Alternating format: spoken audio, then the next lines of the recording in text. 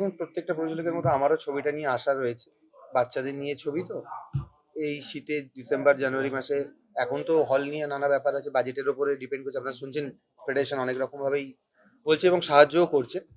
তো যাই হোক, আমরাও চেষ্টা করছি জানুয়ারিতে ছবিটা রিলিজ করার, এবং যতটা সম্ভব দর্শকদের বলবো, এই বাচ্চাদের ধরনের ছবি তো অনেকে ইন্টারেস্ট পায় না এই ধরনের ছবিতে, কিন্তু বাচ্চাদের ছবিতে অ্যাটলিস্ট ফ্যামিলি সবাই যদি আসে না, ছবিটা দেখতেও ভালো লাগবে। ফুল ফ্যামিলি দেখার মতো ছবি এটা। আর সব থেকে আরেকটা যেটা বড় কথা, আমাদের রেশমিকে আমরা পেয়েছি, সোমাদিকে পেয়েছি, আর একটা সোমাদি আছে, ক্যান্ডি আছে। আমাদের পরের ছবিটা আরো জমজমাট, আরো অনেকেই আছে যাদের নাম এক্ষুনি আমরা নিচ্ছি না, কারণ দেবাশিস বাবু আছেন। দেবাশিস, সরি আমি আপনারটা আপনি হয়নি, যাই হোক। তো বিষয়টা হচ্ছে, আমরা চাই সবাই মিলে একটা ভালো কাজ করতে, ভালো গল্পের ওপর। আর আপনারা তো প্রেসের যারা রয়েছে, আপনাদের সবার সহযোগিতা পেলে আশা করি আরো ভালো কাজ করতে পারবো। ধন্যবাদ। খুবই ভালো লাগলো, কারণ এর একটা নতুন চরিত্র, এইরকম চরিত্র মানে যে চরিত্রটা আমি করতে যাচ্ছি এই কুহকের জালে, তো এরকম চরিত্র আমি আগে সেভাবে করিনি কখনো। মানে একটা এই চরিত্রটা আমার কাছে একটা সম্পূর্ণ নতুন চরিত্র। এবং যখন মানে আমাকে শানুদা এবং সুবিধি যখন দুজনে আলোচনা করলো আমাকে নিয়ে, এবং ওরা চাইলো যে আমি করি এই কাজটা, তো আমি ভীষণ হ্যাপি এটা শুনে যে ওরা আমাকে সিলেক্ট করেছে এই ক্যারেক্টারটির জন্য, এবং বলেছে যে ক্যান্ডি আমি তোমাকে দিয়ে এই ক্যারেক্টারটা করাতে চাইছি। তো এটা শুনে আমার ভীষণই ভালো লেগেছে, এবং ক্যারেক্টার একটা নতুনত্ব ক্যারেক্টার, এবং সম্পূর্ণ আমি যেই সমস্ত ক্যারেক্টার আজ পর্যন্ত করে এসেছি মুভিতে, তার থেকে পুরো সম্পূর্ণ আলাদা একটা ক্যারেক্টার। তো নতুন ক্যারেক্টারে কাজ করতে সবারই ভালো লাগে, এবং আমারও প্রচন্ড উৎসাহ রয়েছে এর জন্যই, তাই আমি হ্যাঁ করি। অভিজ্ঞতাটা খুব ভালো, বিশেষ করে ওদের সর্বজিৎ আর ইয়াসমিন ম্যাডামের সঙ্গে আলাপ হওয়ার পর, কাজ করার পর একটা অভিজ্ঞতা সম্পর্কে আমি নিশ্চিত হয়েছি যে আমার ভবিষ্যতে একদিন দুদিন হলেও ভাতের অভাব হবে না, সেটা ওরা ব্যবস্থা করে দেবে, সেই নিশ্চয়তাটা আমার আছে। আর রহস্যময় গাড়ির চরিত্রটা খুব মজাদার একটা চরিত্র, সেটাকে আরো মজাদারও করে দিয়েছে। হ্যাঁ, অন শর্ট ইয়াসমিন ম্যাডাম করে দিয়েছে, আমাদের আলোচনা করে সেটা করেছি। আর বাচ্চাদের ছবি নিয়ে কাজ করা সত্যি খুব কঠিন কাজ। তো বিশ্ববরেণ্য সেই মহান মানুষটি বাচ্চাদের নিয়ে অনেক কঠিন কাজ করে দেখিয়ে দিয়ে গেছেন। তা বাচ্চাদের সাবজেক্ট সবসময় গ্রহণযোগ্যতা পায়, কিন্তু আমরা সেটাকে একটু অ্যাভয়েড করি হয়তো সেই কাঠিন্যের জায়গা থেকেই। কিন্তু তথাপি ওরা সেটাকে খুব সহজভাবে সরলভাবে এনেছে যাতে সব শ্রেণীর মানুষের কাছে এটা গ্রহণযোগ্যতা পায়, এবং সেই কাজে আমি একজন অংশগ্রহণকারী, সেটা আমার কাছে খুবই আনন্দের। এবং আমি ঈশ্বরের কাছে প্রার্থনা করব যে এই রহস্যময় গাড়ি সমস্ত রহস্যের জাল ভেদ করে যেন মানুষের অন্তরে যেতে পারে, এবং আগামী প্রজেক্ট ওরা যেটা বলছেন সেটাও যেন খুব সাফল্যের সাথে হতে পারে। আর এত সব কথা এই কারণেই বললাম, ওই নিশ্চয়তার জন্য। ধন্যবাদ। আজকে যে পোস্টারটা আমরা লঞ্চ করছি সেটা হচ্ছে একটা রহস্যময় গাড়ি, এটা মূলত একটা বাচ্চাদের ছবি। তো যেরকম আগেও বললাম, এখনো বলছি যে আমরা একটু আলাদা ধরনের কন্টেন্ট চাইছি। সবসময় তো মানে যে বড়রা ছবি দেখতে যাবে এমনটা না। তো এই ছবিটাও এমন ধরনের একটা ছবি যেটা হচ্ছে আপনার বড় বাচ্চা সবাই মানে দেখতে পারবে। আর দ্বিতীয়ত ছবিটার মধ্যে আলাদা একটা কনসেপ্ট রয়েছে, কারণ একটা ফার্স্ট টাইম আমরা বেঙ্গলি মুভিতে দেখবো যে হরর মুভির মধ্যে হিরোই কিন্তু ভূত, এবং মানে মিডিল অফ দ্য পার্ট আমরা হিরোকে রিভিল করছি। এবার রহস্যময় গাড়ি, গাড়িটা কেন রহস্যময়, গাড়িটার সাথে কি রহস্য জড়িয়ে আছে সেটা সমস্তটা দেখার জন্য ছবিটা অবশ্যই দেখতে হবে। গাড়িটার সাথে বিশাল একটা রহস্য জড়িয়ে আছে, এবং তার সাথে কিছু বাচ্চারাও আছে, যে গাড়িটার যে রহস্য সেটা অ্যাকচুয়ালি বাচ্চারাই রিভিল করছে এই মুভিটাতে। সবাই মিলে সুন্দর একটা কাজ করেছে, প্রত্যেকটা বাচ্চা নিউ কামার, বাট ওরা প্রচুর খেটেছে। আমাদের যেমন একটা প্রজেক্ট করতে গেলে অনেক ভাবনা চিন্তা থাকে অ্যাজ আ ডিরেক্টর, যে আমরা ছবিটাকে কিভাবে মেক করতে চাইছি। তো সেই হিসাবে যারা বাচ্চারা কাজ করেছে ওরা তো ভীষণ ছোট, তাদেরকে দিয়ে ওইভাবে কাজ করানোটা সম্ভব না যে আমরা এটা চাইছি ইন দ্য সেন্স তোমাকে এটাই করতে হবে। বাট বাচ্চারা বাচ্চাদের মতো করে যেটুকু কাজ করেছে, আমাদের মনে হয়েছে অ্যাজ আ ডিরেক্টর যে আপনাদের কাজটা দেখে খুব ভালোই লাগবে। আর যে ছবিটা আমরা মানে রেশমি যেটা বললো বা দিদিও যেটা বললো যে আপকামিং যে ছবিটার বিষয়ে আমরা বলছি, এটা একটা ছোট্ট ব্রিফিং দিতে চাই যে আসামের একটা গ্রাম আছে, গ্রামটির নাম মায়াং।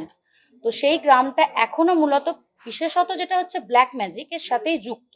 সেখানকার 90% যারা গ্রামবাসী তারা মানে কালো জাদু নিয়েই এখনো আছে। এটা হয়তো আমরা অনেকে জানি বা অনেকে জানি না। তো এটার উপর ট্রু মানে স্টোরি বেস করে আমরা যে আমাদের আপকামিং ছবি কুহকের জাল, কুহক কথাটার অর্থ হচ্ছে মায়া, তো সেই হিসাবে কুহকের জাল ছবিটা, এবং সমস্ত ছবিটা হচ্ছে তন্ত্র সাধনার ওপর তৈরি। এবার কেন জাল, কি ধরনের জাল এতে বোনা হচ্ছে, সে সমস্তটার জন্য তো ওয়েট অ্যান্ড ওয়াচ, এইটুকুই বলবো। যেটা করছে আর কি, এই যে কুহকের জাল, তো এই গল্পটা হচ্ছে একদম গ্রাম কেন্দ্রিক এবং ব্ল্যাক ম্যাজিকের ওপরে গল্পটা। তো এটা আমরা এতদিন ধরে যা পাঠ করেছি সবই একটা ফ্যামিলির গল্প, এরও গল্পের উপরে। এই যে চরিত্রটা আমাকে দেওয়া হয়েছে যে এখানে ব্ল্যাক ম্যাজিকটা কিভাবে হচ্ছে তার সবার পান্ডা আমি, কিন্তু আমাকে দেখলে বোঝা যাবে না যে কাজগুলো আমি করাচ্ছি, লাস্টে সেটা জানা যাবে যে আমি হচ্ছি সেটার পান্ডা। মানে আপনি এখানে হ্যাঁ। একটি সম্পূর্ণ নেগেটিভ একদম চরিত্র অভিনয় করছেন, নেগেটিভ যেটা চরিত্র, মানে এটা হ্যাঁ। আপনার কাছে একটা নতুন। একদম নতুনত্ব, কারণ সত্যি কথা ব্ল্যাক ম্যাজিক নিয়ে বা এরকম ধরনের মানে যেরকম ওরা সাজ পোশাক চিন্তা ভাবনা করছে, তো সেরকম ক্যারেক্টার করিনি। আর শানু আর সুমির সঙ্গে আমি আগেও কাজ করেছি, সত্যি ওরা খুব যত্ন নিয়ে কাজ করে। দেখুন সবার উপরে তো একটা ফাইন্যান্সেরও দরকার হয়, একটা অল্প পুঁজিতে মানে যতটা সম্ভব ওরা যত্ন নিয়ে কাজ করা, মানুষকে রেসপেক্ট করা। এবং যখন আমাকে শানু বললো যে দিদি একটা নতুন ধরনের ছবি হচ্ছে এবং তোমার ক্যারেক্টারটাও এরকম, তখন আমি সঙ্গে সঙ্গে রাজি হয়ে গেলাম, কারণ এটাতে আমার আরো উৎসাহটা বেড়ে গেল। কারণ একটা শিল্পী সবসময় চায় নতুন নতুন ক্যারেক্টার করতে। সো কল মা মাসি পিসি ঠাম্মা এগুলো তো করে এসছি বা করছি, কিন্তু এইখানে ক্যারেক্টারটা একদম ডিফারেন্ট এবং তার লুকসও একদম ডিফারেন্ট। মানে হাতে সে বড় বড় নখ থাকবে, চোখে মোটা কাজল, এইতে যেটুকু যা শুনেছি। তো সেই কারণে ছবিটা করতে রাজি হলাম এবং প্রে করব ছবিটার সাফল্য তো কামনা করবই। আর রহস্যময় গাড়িরও গল্প খানিকটা আমি বলেছিল আমাকে বাড়িতে, আশা করা যায় ছবিটা ভালো লাগবে। তো আমি কুহকের জালের জন্য কাস্ট হয়েছি অ্যান্ড আমি একটা মায়ের চরিত্র করছি। আর আমার এটা ইন্টারেস্ট পাওয়ার কথা হচ্ছে যে কাহিনীটা আমার খুবই স্পেশাল লেগেছে, খুবই অন্য ধরনের লেগেছে। And আমার রোলে যে ল্যাঙ্গুয়েজে আমাকে কথা বলতে হবে সেইটা আমার ইন্টারেস্টটাকে নিয়েছে। And তারপরে আহ, এই তো সবে আমরা কথা বলেছি অ্যান্ড এভরিথিং, অ্যান্ড খুব ইন্টারেস্টিং কিছু হলে যে কারোর যে কোনো অভিনেত্রী বা অভিনেতা তাদের ভালোই লাগবে কাজ করতে।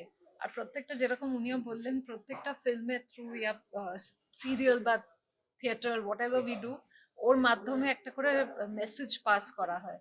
তো আই অলসো ফিল, আমি ডেফিনেটলি মনে করি যে এর থ্রু কিছু মেসেজই পাস করা হবে, সেই কারণে এরা একটা ইন্টারেস্ট নিয়ে এটাকে করছে।